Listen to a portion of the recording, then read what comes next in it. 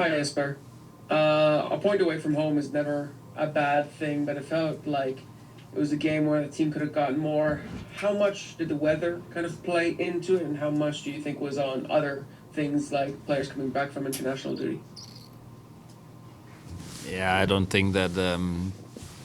Of course, when you play over the course of the season, you play in different conditions, and today was difficult for both teams. I don't think that it was particularly on us to fight the weather, but yeah, um, we play a game where we have control of the game most of the time, but are not able to score and not able to create the chances that we should have, considering how we actually got up to good positions. But and then in the end, the last 15 minutes, it could go either way.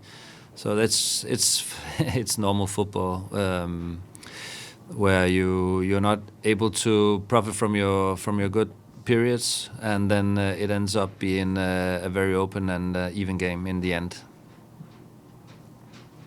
And then we saw, 12 corners from your team, and a lot of your danger came from set pieces. How have you found the team's threat level from set pieces so far under your reign? 12 corners is, of course, also has a story about where the game was played. I think that we've done reasonably well from our set pieces so far. Also, creating the threat from these kind of situations that we should. But 12 corners also tells a story about not being quite good enough in the final moments to instead of getting a corner, maybe playing the right pass and playing the chance big enough we could have got. But yeah, we looked decent from the set pieces today. We couldn't get it in, but yeah, we look good, and that's a good thing. Thanks, Felipe. We'll go up next to JJ Adams. Go ahead, JJ. Afternoon, sir. I was just wondering, do we have an update on Andres Cubas and how that might affect Wednesday's game? I just need to get an overview of Andres and Matthias. I don't know yet, but I think it'll be difficult for both of them to play Wednesday. Just overall, I mean, we talked a little about it this week about it being a rivalry game. Just what was your thoughts on this experience, this first all-Canadian matchup for you? Not the first all-Canadian matchup. We played Montreal, but yeah. Yeah, I think it's important that when we play here that it's, of course, a little bit special. I think it's good. It's good when you have some extra surrounding the game. I would say that it was on the sideline a little bit tougher than usual, but that was also due to the weather. But it was, yeah. When the game is on, you don't feel that it's more special than one game from the other. I think this game, of course, is like a normal game when it started. Thank you, sir. You're welcome. Thanks, JJ. We'll go up next to Nathan Gurk. Just a reminder, if you have any other questions, please use the raise hand function. Go ahead, Nathan. Hello, sir. Congratulations. I know 3 points are always nice, but as Felipe has said, one is never a bad thing away. I wanted to ask you in particular about Sebastian Berhalter. In terms of players that played the full 90 minutes, he seemed to stand out, definitely covered all areas of the pitch. He's a player that we've seen grow with this club. What have you seen in your short time with him so far that has made him such a valuable part of your starting 11s? First of all, he's always available, and that's a good thing. He's always on the training ground. He's always ready to play. He has been growing.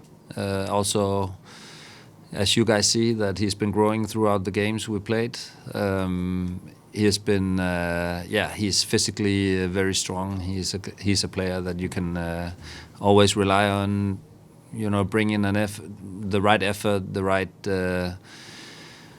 mentality to the game and to the team, and that's a good thing. I think that then Sebastian has been, very very good this beginning of this season, and it looks promising also for him. He's a young player who's developing right now and evolving into a key player for us, and it's very very good.